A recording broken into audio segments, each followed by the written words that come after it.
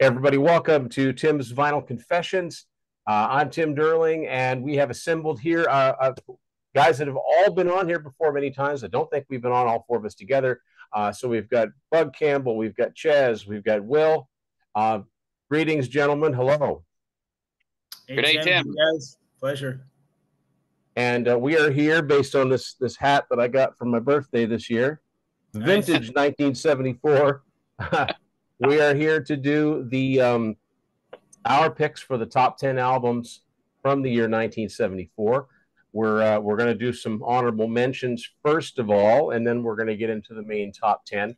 Bug and I did the 1973 one last year, and as I said then, when it starts to get to 1973, 74, for me, this is when it kind of enters the modern world a little bit, with a lot of bands debuting that would go on to become some of my favorites. So I'm interested to see what we all come up with. As I see it going clockwise, it's Bug, Chez, Will, and myself. So we're going to start off with Bug, with your honorable mentions for 1974. Right on. Thanks, Tim. So, like you, also born in 1974. So, July 74, big one this year. And starting off my honorable mentions, this is James Gang, Miami. So, Nice. this would be the last James Gang album to feature Tommy Bolin on guitar. He would go on to join a band that I think we might hear from later on today. Chances are good. Chances are good. Chances are Maybe a couple of probably, times. yeah, maybe. And then my other honorable mention is Mott the Hoople. This is the Hoople. We had talked about 1973, the episode that we did. That one was called Mott. This one's called the Hoople. It would also be the last one that the band would be called Mott the Hoople. They switched their name just to Mott after this album. This would be the last to feature Ian Hunter on guitar, and it would be the first without guitarist Mick Ralphs, who we may also hear from later on this episode. So those are my two honorable mentions. And I just realized that I totally screwed up last year because I was getting Mick Ronson and Mick Ralphs mixed up. So anyway, Well, it's uh, all right. I called Ted Templeman Ted Templeton twice, so there. Templeton. Yep. Wasn't that on the A team? Wasn't that the face's name, Templeton Peck? Wasn't that his character's name? Yeah, I think Anyway, so. all right. Chez, your honorables for 1974. Yeah, I got a couple here. So we'll start off with Rolling Stones. It's Only Rock and Roll, 1974. Now, I only recently kind of got into this album when Sirius XM had the Rolling Stones channel. They put a lot of deep cuts off this, so we know the title cut. And I realized how much I liked it. So yeah, 1974. So some really good deep cuts on that one. And my second one is going to be Yes, Relayer. And again, a little bit long, and they had the edited version of Soon on here, which is a single on a lot of the compilations. But one of those albums, like, a lot of those Yes 70s albums, you got to put on, you kind of got to immerse yourself in. And, Steve Howe's got a lot going on, some intricate guitar parts in here. So, yeah, almost made the top 10, but a great release by Yes also. So those are my two honorable mentions. Just curious, Chez. Like I don't not overly familiar with the Stone. What other songs are on It's Only Rock and Roll that the average listener would know? So the Ain't Too Proud to Beg, the cover, those are probably the two. If You Can't Rock Me, that I was, recognize the title. yeah, that was played a Yeah. bit. But it's those D cups like Till the Next Goodbye, Time Waits for No One. If you really want to be my friend, really good stuff there. That it's like if you're all kind of like tired of the Stones that they constantly play on the radio. If you check out this album, like the deep cuts are really good on it. So it'd be like a fresh approach to it. So yeah, almost made the top 10, but some good stuff on here.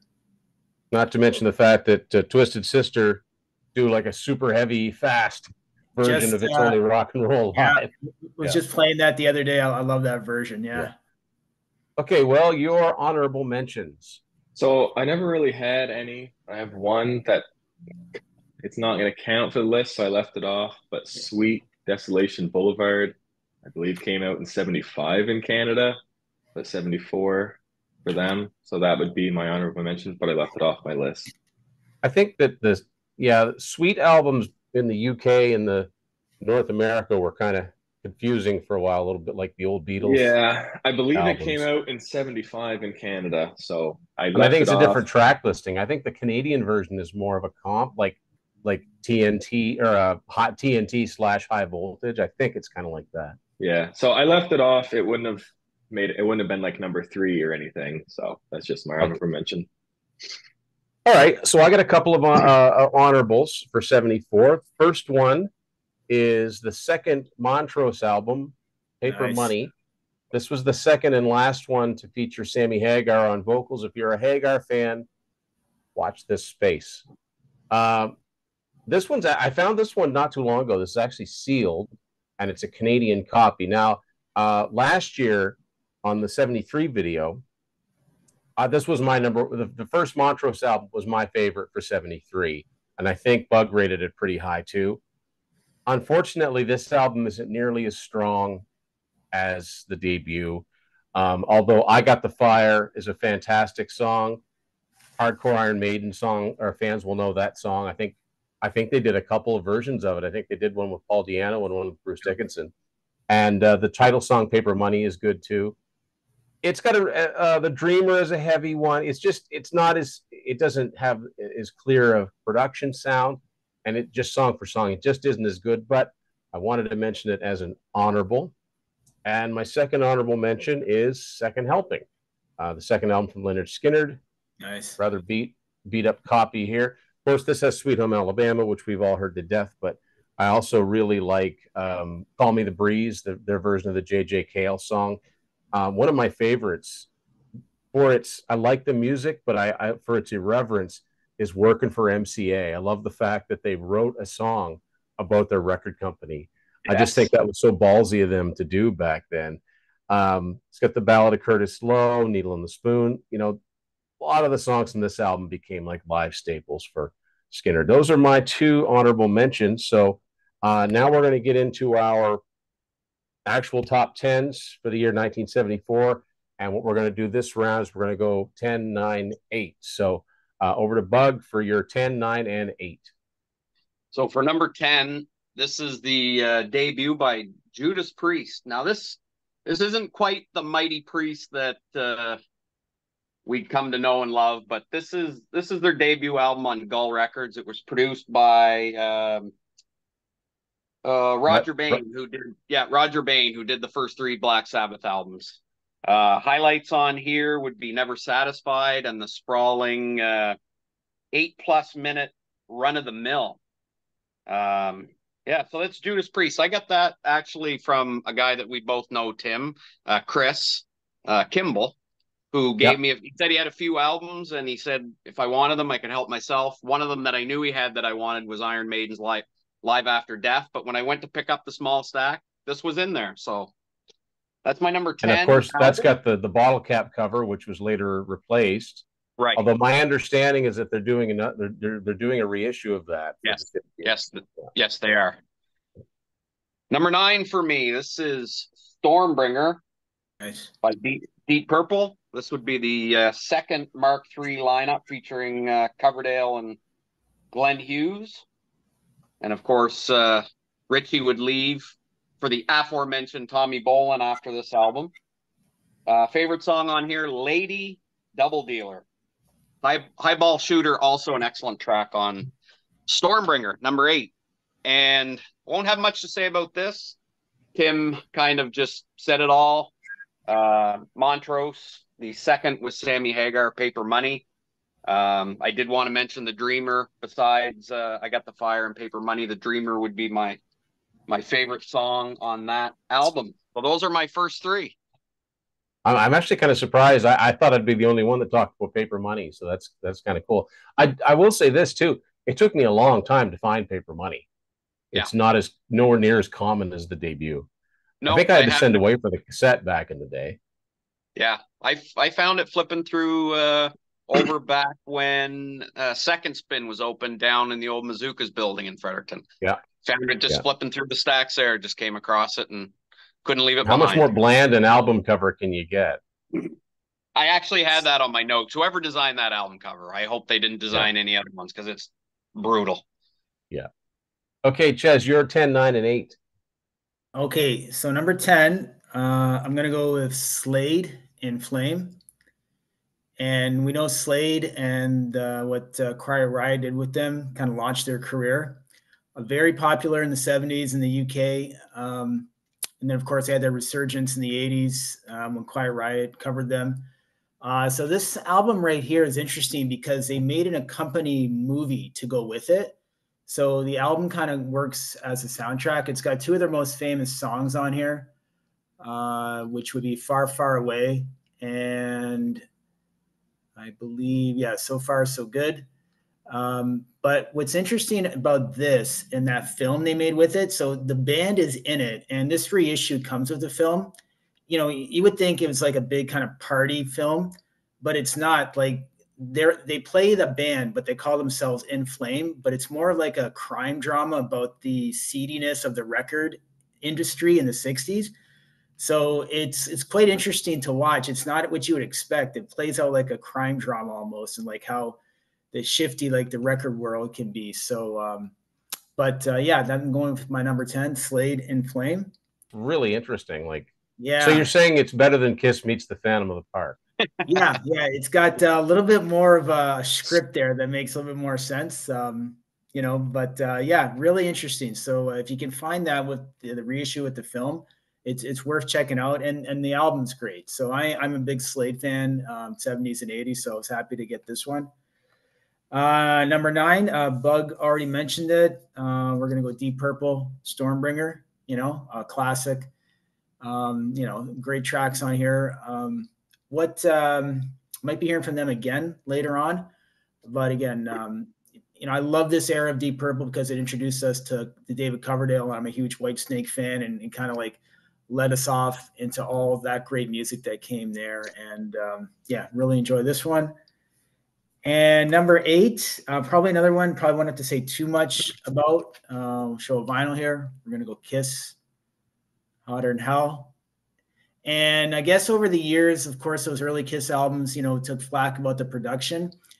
I've kind of warmed up to it over the years, and the muddier production doesn't really bother me anymore. And love the deep cuts on here. Like, can't get enough of Strange Ways on here, like the last track on here. And got Gotta Choose, and Parasite, probably one of their heaviest songs. But yeah, number 8, gonna go Kiss, Hotter Than Hell. All right, Will. So I have a strange one to start it off. I have ABBA with Waterloo. Album starts off with Waterloo. That's always been catchy. I only had like the gold greatest hits for a long time. Yeah, and there's some other good stuff on there, like King Kong song, Honey Honey's catchy, and Watch Out. If you want to call ABBA a little bit heavier, that's one of them.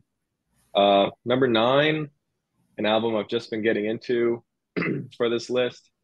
I assume we'll hear about it again, is Queen with Sheer Heart Attack. It starts off with Brighton Rock, which is a great opener, goes right into Killer Queen, which is the only song, one of the only 2 songs off it I knew right away. And you go, Now I'm Here is great, Flick of the Wrist, Stone Cold Crazy, all those songs are good. So not super familiar with it, but that is my number 9. And number 8, another one. I don't know if I've talked about them before on here, but I have Supertramp, Crime of the Century, as my number 8. I have a really strange opener with School. Once it gets into the middle, about the 3-minute mark, gets cool with the piano riff and gets more catchy. Bloody Well Right is an excellent song. Always love that song. I saw the Breakfast in America classic album live, and when they played that, just as always, love that song. Dreamers, catchy and fun. And then Rudy's another one, I think, that kind of took off for them a bit. That song is excellent as well. So that's my number 8. What a classic album cover too. The reaching up.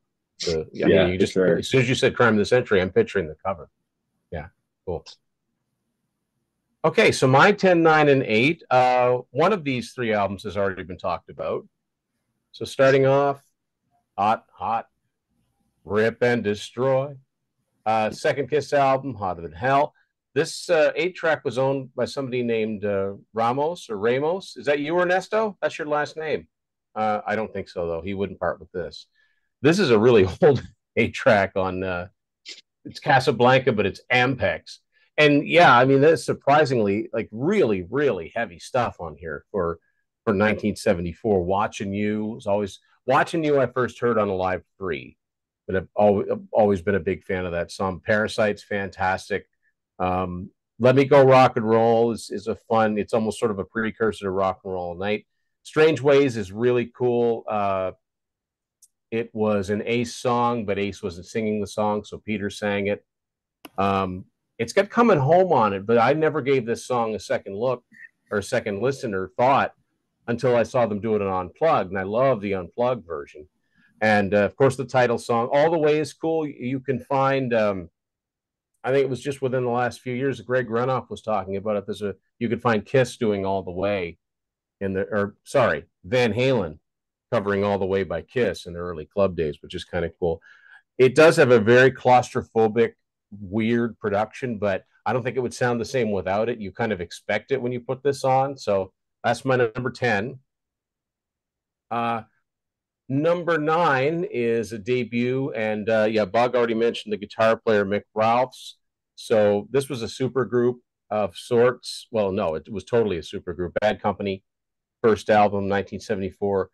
The very first band on Swan Song, because it was Led Zeppelin's label, but this was the first, I think, the first album to come out on Swan Song, because there is no Zeppelin album from 74. This one's actually a slipcase with a naked 8-track. Oh, no. But it's complete because it's got the slipcase. And recently, Mike Ladano and I counted down the top songs in Canada from September 1974, and talk about a weak bunch of songs. So when Can't Get Enough showed on the countdown, I'm like, this must have sounded so heavy on the radio in 1974. I mean, then there's I guess you could call it the title song, title of the band, Bad Company. That's an all-time classic. Moving On is great. Rock Steady, Ready for Love. This is a great album. You know, I'm not a big fan of all of Bad Company's albums from start to finish, but this is deserving of its classic status. And if you're a Def Leppard fan and you're not overly familiar with Bad Company, listen to the song Seagull on this, and then listen to From the Inside from Retroactive. I think that Joe had this song on his mind when he wrote From the Inside. And so that my number 8, band we've talked about, album we have not yet, so everybody's probably got it rated higher than I do, but I do love it. Deep Purple and Burn. If this had been a top 15, Stormbringer probably would have been here. I just think this is the better album of the two that they put out in 74. The title song's an all-time classic. I never get tired of it. Mistreated would have several lives because David Coverdale would always do it in the early Whitesnake years. But then Richie Blackmore in Dio, like that, you can hear it on the On Stage album with Dio singing it, which is really cool. So it's kind of had a life of its own. And Kirk Hammett, part of his guitar solo, like in the Black Album era, he would play the riff from Mistreated, which is, I think, maybe the first time I heard it. And then I heard the Deep Purple version, go, oh, that's where that came from. But yeah, You Fool No One, Might Just Take Your Life. This is a great album, and a great, addition, or a great introduction, I guess, for Deep Purple Mark III, even though it was short-lived. Okay, so over to Bug for 7, 6, and 5. So Will brought this album up in his honorable mentions, and well, here it is. Sweet Desolation Boulevard. He is right. This Canadian release did come out in 1975, but I took some liberties, and it was released in the UK in 74, so it's on my list. Love this album. This one does have Ballroom Blitz on it, whereas the original 74 UK didn't. Sweet FA, Fox on the Run, the 16s. Tim, we discussed this album on the Hypnosis episode. Yeah, that we did, because this is a Hypnosis album cover in front of Filthy McNasty's in West Hollywood. So that's Sweet. my number 7 album. Number 6 is one that we've seen twice already. It's Hotter Than Hell by Kiss. I won't add too much to what you gentlemen already said about this. But one track that I do really like on here that nobody mentioned was Peter Criss singing Mainline. Really like that track on Hotter Than Hell. And my number 5 album is the only one that I don't have on vinyl. It's actually the only Rush album I don't have on vinyl up until 1987. And it's the debut album by Rush. Of course, this one does not have Neil Peart on it. Finding My Way, In the Mood, Working Man, What You're Doing, all classics.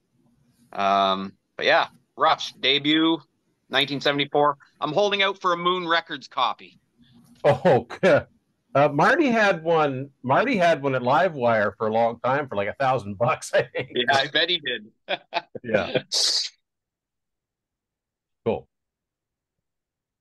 Okay, so we're still going to go with Chez because he left and came back, but we're going to keep this consistency. So go ahead, Chez. Okay, so my number 7, we're gonna go with Queen 2. Love this album. So again, part of that early Queen, like much more heavier, much more proggy, but just fantastic. Like Organ Battle on here, like so many great songs on this one. You can't really say much about it. If I'm sure we've all kind of heard this album, but again, going back to like what I said with the Stones, like if you're looking for some Queen that you might not have heard, if you only heard that stuff on the radio, check out that early stuff, especially like those first 2 albums and Queen 2. So love this one. So that's going to be my number 7. Number 6, Bug just showed it. So we're going to go Rush, debut. How much more you can say here, Finding My Way, Working Man, like, classic. And, just the start of so many great albums and music from this great band. So yeah, Rush, number 6.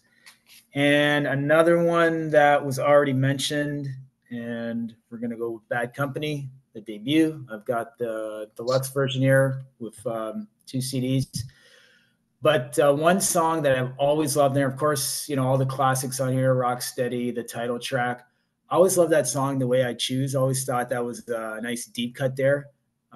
Track 6 on the album. So, classic, we all know it, but, so much great stuff on this. So Bad Company is my number 5 there. Yeah.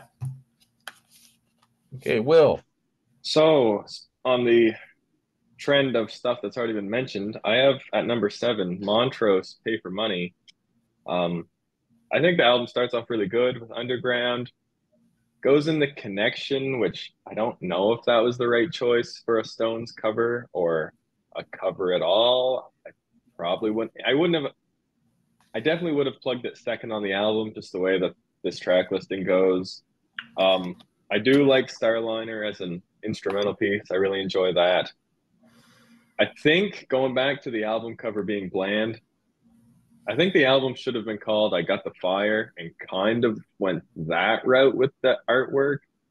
I think it would have stood out better on the shelves. I think that's a much better song than Paper Money, although I enjoy Paper Money, but I think that would have maybe helped them a little bit. So that's my number 7. Number 6, another album that's been mentioned already. I have Kiss, Hotter Than Hell. Yes, the production's a bit muddy, but it is what it is. I really love Watching You. I mean, we talked about Parasite, Strange Ways. One song that I do not enjoy at all, Going Blind. I've never loved that song. If there was songs I skipped from Kiss, that would be one of them.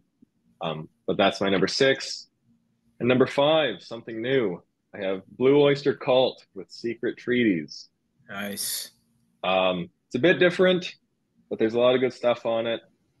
The opening track, Career of Evil, Dominance and Submission, Flaming Telepaths. My favorite's the closer with Astronomy. I just think that's a really great song. The prominent bass line, the great solo in that song. And it's just really consistent the whole way through. So that's my number 5. Of course, Metallica fans will know Astronomy from Garage Inc. That's where I first heard that song Yeah. off the Metallica album, and then went back and checked out the original. And then I think they redid it themselves for that Imaginos album, like in '88. Yeah, Martin Popoff would be very happy somebody's mentioned Blue Oyster Cult for sure. They have a lot of good stuff. Yeah. So, okay, so my number 7, Chez has already mentioned it. I have a real soft spot for this album. It's Yes and Relayer, 1974.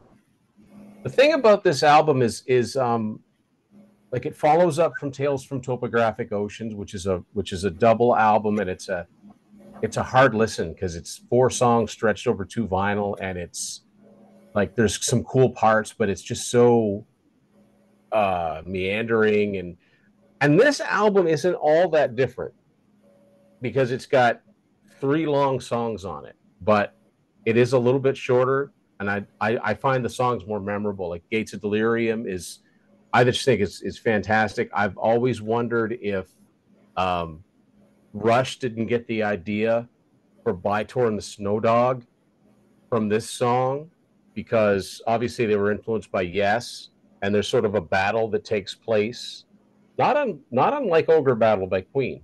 But I've always wondered about that. And then Sound Chaser has some of Steve Howe's best guitar playing.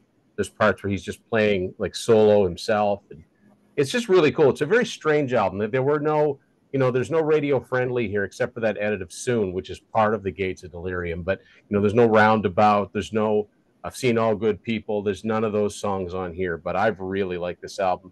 And the 8-track does not do it justice, but it's one of my favorite of the Roger Dean Yes album covers. A gorgeous gatefold cover.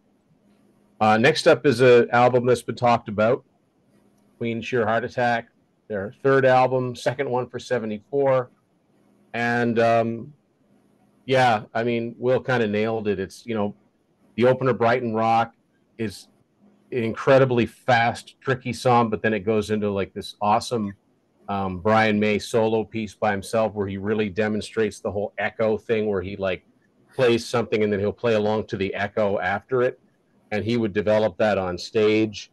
And when I first heard this, because I got into Queen a little bit later, I thought of Rick Emmett's solo in the middle of Triumph's Rock and Roll Machine.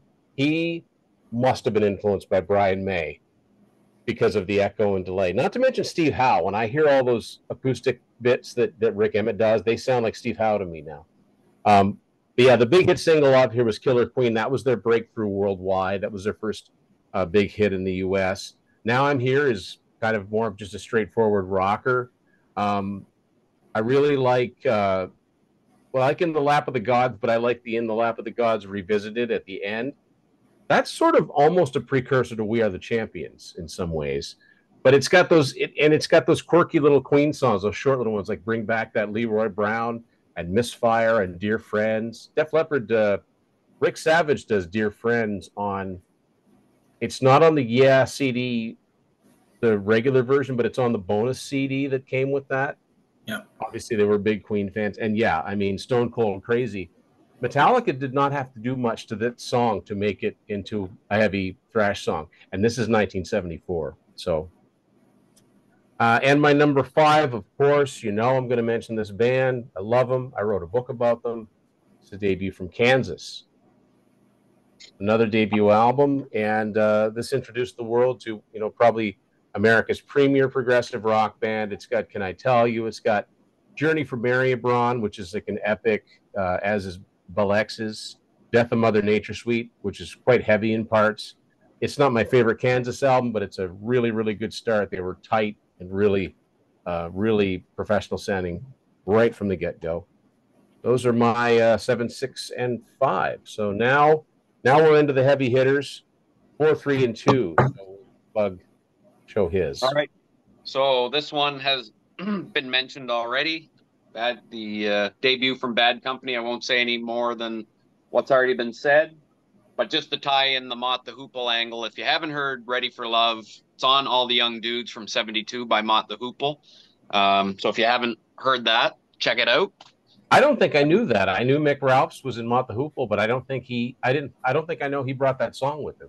Yeah, he brought that. I can't imagine that song not sung by Paul Rodgers. Right? It's a decent listen. I prefer the Bad Company version, but check it out. Yeah, it's a good listen if you haven't heard it. Another one we've seen already, number 3, it's Burn. Really, really strong album with Coverdale and Hughes. Like Chez, I really like David Coverdale's voice. I love him in Deep Purple, love him in Whitesnake. So that's my number 3 album. And number 2, we've heard from this band before already today. This is the debut by Kiss. I've got 2 versions here, one with Kissin' Time and one without. Cool. Nice. I stumbled across this one down in Matt's neck of the woods in St. Stephen. I happened to be down there, and before, is it Greg, Kim? Did Greg High end up? Tides?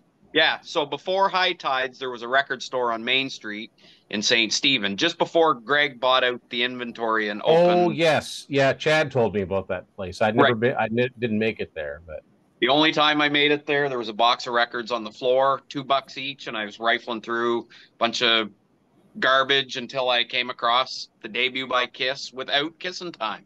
It's a little bit chewed up down in the bottom, some water damage in the back, but I mean, for $2, I wasn't going to leave it behind. So, what can I say about that album? I love all the versions of those songs on Alive.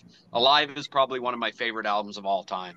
But that's where the songs got started. That's where they, made their debut. And that's my number 2 album. cool. Okay, Chez. Okay, so I'm gonna go with, this is number 4. So Bug just talked about it. So Deep Purple Burn, classic, title song, classic. I love Sail Away on here. Some really good stuff on here. And again, broadest Coverdale. What I like is that David Coverdale brought back a lot of these old Deep Purple songs with the Whitesnake the last 10 years. He did that Purple album. Yeah. And even before he did the Purple album, when he just kind of got the band back together, he was opening up with Burn. And I've got that video in the still live in the still of the night. It's kind of like when he just reformed the band with Doug Aldrich and Red Beach. Oh, that's a good concert. Yeah. That is like the best Whitesnake live album. And they open up with just a scorching version of Burn. And it all came from this. So, got to have this one in there. And again, Bug just talked about it. And I got it right here. Where do I have it? Oh, here it is. Got to go with Kiss, the debut. Again, I prefer the Alive versions, but I've really warmed up to this studio version like the last couple of years. And again, like everybody, it's kind of down in the production, so the Alive versions were so much better. I don't know, just the last couple of years, I've been reaching a lot for like this version right here. Is it's just, I guess maybe I've gotten used to that production, or I've heard them on Alive so much. But like Bug said, like this is where all the classics came from, and what a debut. Got to have this one on here. And my number 2, we're gonna go with Aerosmith, Get Your Wings. And so much good stuff on here. Same Old Song and Dance, Seasons of Wither, one of my favorite Aerosmith albums. Of course, we got Train Kept a Rolling on here also. Got to have this one on here. So, probably this was the first Aerosmith album I bought on CD, and it's always been a favorite of mine. And so got to have it here. So Aerosmith, Get Your Wings. Cool. All right, Will. Number 4, an album that's been talked about already. I have Bad Company. Just a great album. An album I reach for a lot, honestly. Probably for something you'd reach for a lot, it's kind of a bit slower than I'd normally go to, but everything on it's great. With Ready for Love, I'm Moving On is a great one. I love the ending with Seagull. I just think that's a fantastic song. I heard when I was getting into music, I heard Bad Company, the song on the radio a lot.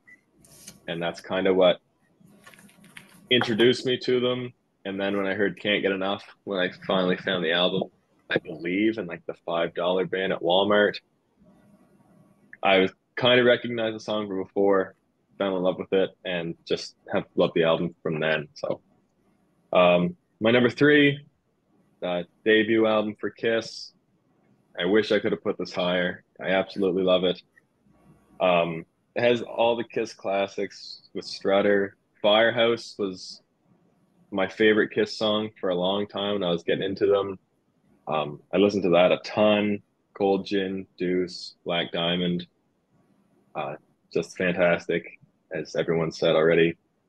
And my number two, an album we just heard about, an album I vouched for on a very recent episode, Aerosmith, Get Your Wings. My favorite Aerosmith album. Introduced to it with Guitar Hero 3 Classic, Same Old Song and Dance. You get Lord of the Thighs with the similar The Walk This Way intro.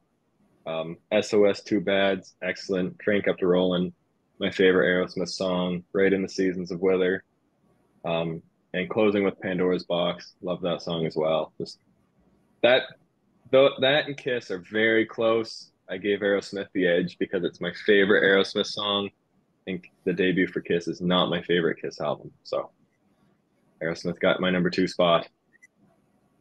Very cool. Well, we got a lot of similarities, which is really cool. And as a matter of fact, everything I've yet to talk about has already been talked about. So it's down to order now. Yeah. So my number four is the debut from Kiss. It's when you look at it, it's hard to believe how many of those staple songs that held on to Kiss set list forever all came from the first album. Old Gin and Deuce and Black Diamond and Nothing to Lose. They're all from the first album. It's pretty amazing. This does have Kiss of Time on it. This is a slightly later issue. It's a BMG version. I'd really like to find not only the one without Kiss in Time, but I'd like to find the one where Casablanca has the Warner distribution, so it looks like a Warner Brothers album. This is the only one like that. So that was short-lived, but yeah, 100,000 Years, one of my favorites. Black Diamond. I've never listed my favorite Kiss songs, but Black Diamond would be up there. That is such a cool song. I mean, I like all of it. I even like Love Theme from Kiss. I think that's cool too. Yep. Yeah. And my number three, couldn't agree more. Get Your Wings. Yeah, this was in my top five. I think it was number four. I can't remember where I put it, but it was in my top five.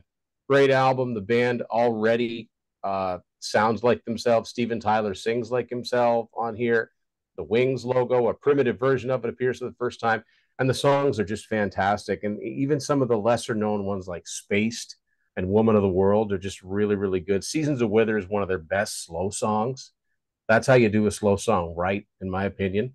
I love their version of Train Kept Rolling. They've really made it their own. I first heard Same Old Song and Dance on the Greatest Hits, of course. It's a classic.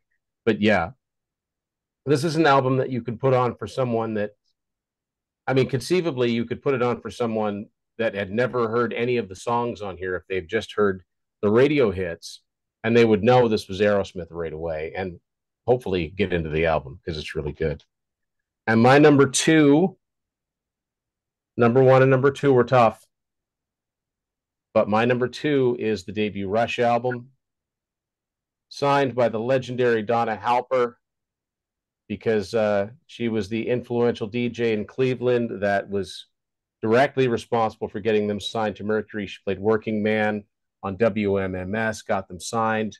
We wouldn't know about Rush if it weren't for Donna Halper. So I got to know her through Rush fans, which was amazing. And so I sent this to her and asked her if she could sign it because her name's not mentioned anywhere on here. But if you look on the back cover of the reissued versions of the debut and of course the CDs, it'll say special thanks to Donna Halper for getting the ball rolling. So the way I see it is that she's part of the metadata of this album. It's just not written on here. So there you go. My number two, the debut from Rush. It's, it's funny. We just talked about it on the Sebastian Bach set list episode. Sebastian's covered 3 of the 8 songs on here. He might as well just do the whole thing. Can't you just picture him doing that and having it say Bach in this font? Oh, yeah. I want that to happen. We'll have to see if we can run into him and say, well, I've got an idea for you, man. But anyway, that's my number two. So here we go. All of our number one albums. Let's have it. The best of the best. far as we're concerned, from 1974. Bug. So it was back and forth. I switched this one back and forth with the debut by Kiss. You've all shown it. It's all in your top 5. It's the debut by Aerosmith. First one produced by Jack Douglas, and the first one where Steven Tyler really, like you said, Tim, he wasn't comfortable with his voice on the debut. He really comes into his own here. I guess one nugget that I'll throw in that I found out while reading about this album was that Joe Perry doesn't play the solos on Train Kept a Rollin'. Dick Wagner. Bob Ezrin brought in, yes, who you just said. What's his name? Dick Wagner. Dick Wagner, who has a nickname that escapes me right now. Anyway, great album, front to back. Love all the tracks. You guys have nailed it. And so that's my number 1. Aerosmith, Get Your Wings. Awesome. Can't disagree with that. It's so good. Okay, Chez, you're number 1 for 74. Again, also been talked about, but I'm going to go with Queen, Sheer Heart Attack. I just love this album. Brighton Rock, of course, everybody knows Killer Queen, but, Stone Cold Crazy, In the Lap of Gods, Now I'm Here. Just fantastic. Good heavy stuff on here. Good, melodic stuff on here. And just, it's a Queen album, right? It's going to have everything on it. And, love this one. So almost, it was between this one and the Aerosmith, but just gave the slight edge to Queen. So I can't add any more than what's been said. Queen, Sheer Heart Attack, my number 1 from 74. And Will's number 1. My number 1. It's very fitting. It's the best album from this band, the Rush debut. I knew it. Yeah, that's kind of my Rush hot take. That is my favorite Rush album. I think it's by far their best. Maybe not by far, but it is their best. Finding My Way as an opener, excellent. The solo for Here Again, What You're Doing. I think In the Mood, I've said this before, could fit right on the first Kiss album with that cowbell going. I think that's just very similar sounding, but excellent. Working Man is a legendary song. It's my favorite Rush song. Out of all the Rush albums, I've played this probably at least twice as much. I knew this was going to be my number 1 album for 74 as soon as this video idea was brought up. So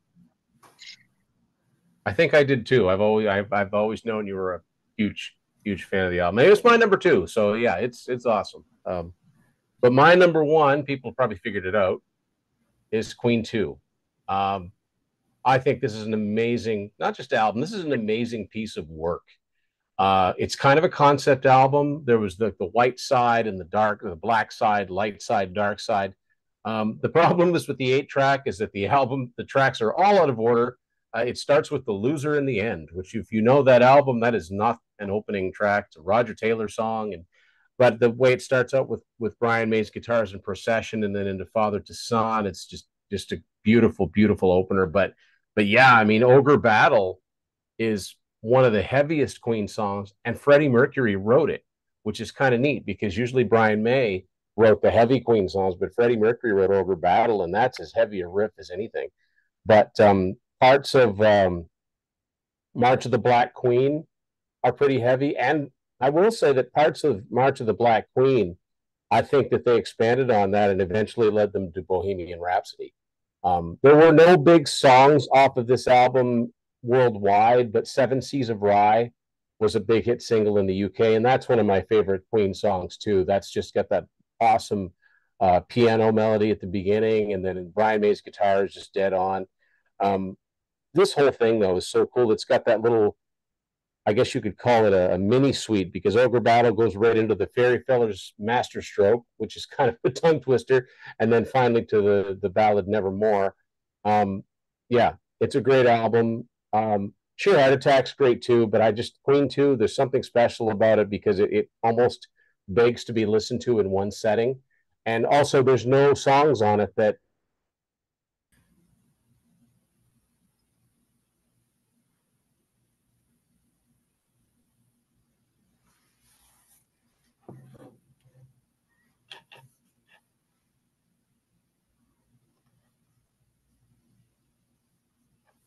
lots of albums that we all mentioned, and but for the most part in different spots, which is kind of neat. It's why I love doing these. So 50 years ago, there was some great new bands that were coming, coming out. So thanks, guys, for doing this. I hope everybody enjoyed this. I know people tend to like these by the year countdowns. We like doing them too, and there will be more. We got one really big one coming up. And as I hinted before, keep an eye out because I'm on the verge of releasing a new book. We've already talked about the singer on this episode. Mentioned more times than I thought actually would be mentioned. So there you go, guys.